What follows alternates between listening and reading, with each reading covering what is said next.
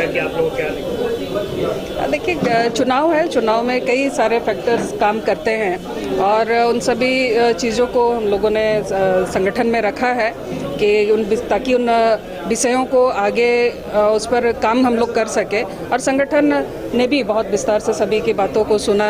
जितने प्रत्याशी थे सभी लोगों ने अपनी अपनी बातों को, जो उनको चुनाव के समय जिन चीज़ों का सामना करना पड़ा हो, जिन चीज़ों से गुजरना पड़ा हो, उन सभी चीज़ों को लोगों ने काफ़ी विस्तार से रखा। और हम अपने शीर्ष नेतृत्व को बहुत धन्यवाद देते हैं कि उन लोगों ने पूरे समय दे करके सभी की बातों को सुना और जो समस्याएं रखी हैं उसका कैसे समाधान होगा ये भी बताया। तो आगे हम लोग उस पर काम करेंगे ताकि आने वाले जो दिन है उस पर और बेहतर हम लोग काम कर सके और संगठन को और मजबूत हम लोग कर सकें। जी, आप वो जनजाति की बड़ी नेता हैं, इस बार वोट क्या उसने छीना गया आपसे? नहीं, बिल्कुल ऐसा नहीं है।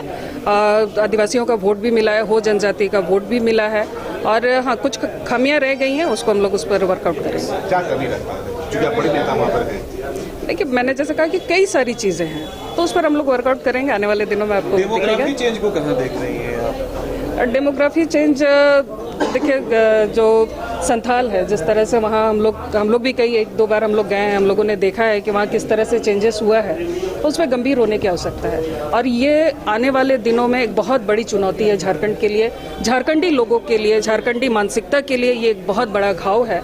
अगर इसे समय रहते दुरुस्त नहीं किया गया तो आने वाले दिनों में झारखंड में विस्फोट हो सकता है। आप लोग की सीटें जिस तरीके से आए, इंडिया गठबंधन को जिस तरीके से सीट पिछली बार से भी ज़्यादा मिले, क्या वजह आप मानते हैं?